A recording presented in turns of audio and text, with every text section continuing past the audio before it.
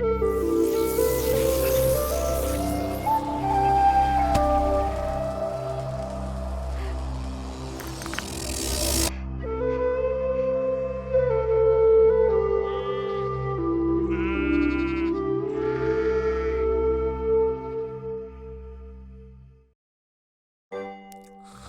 awoke to the sounds of Lily's gentle snores as they drifted across the bedroom loft.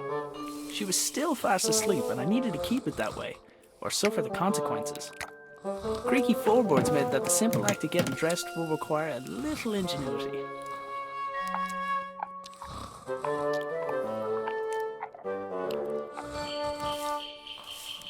Morning, Dougal. Couldn't do anything about the sweater while Lily was still cuddling it. My trousers were just out of reach. My boots were nearby, but I needed to put on my trousers first. This wasn't my first rodeo.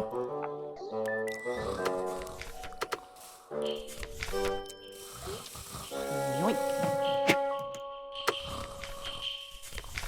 Dougal was good at fetching things, as long as the price was right. My trousers were just out of reach.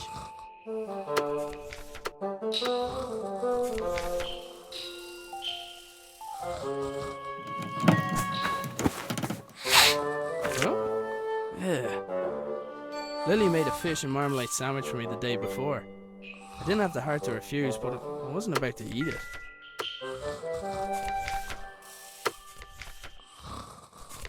Boots, check.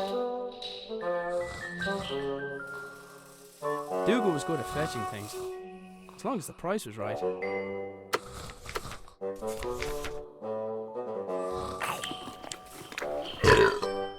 Oh, that stinks.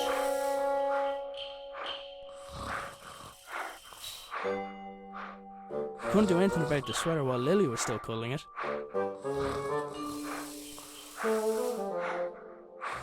Oh, that stinks. Lily was a sprawl of limbs, and my sweater was pinned beneath her.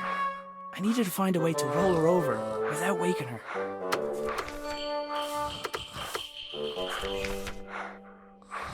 I was trying to gather all my clothes without leaving my bed to avoid waking her, and throwing a stick at her was not going to help achieve that.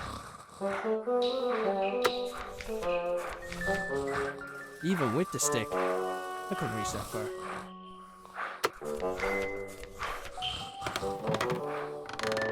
I freed my sweater from Lily's clutches, but it was still out of reach. I freed my sweater from Lily's clutches, but it was still out of reach. Even with the stick, I couldn't reach that far.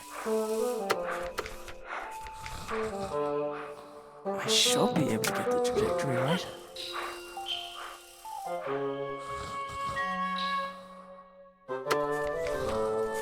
I wondered if I could swap the sweater for the stick. I didn't even notice it.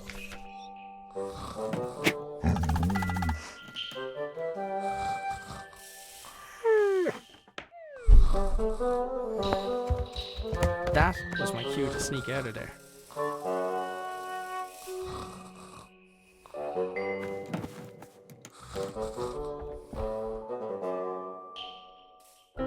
I decided I'd cycle to the nearby town.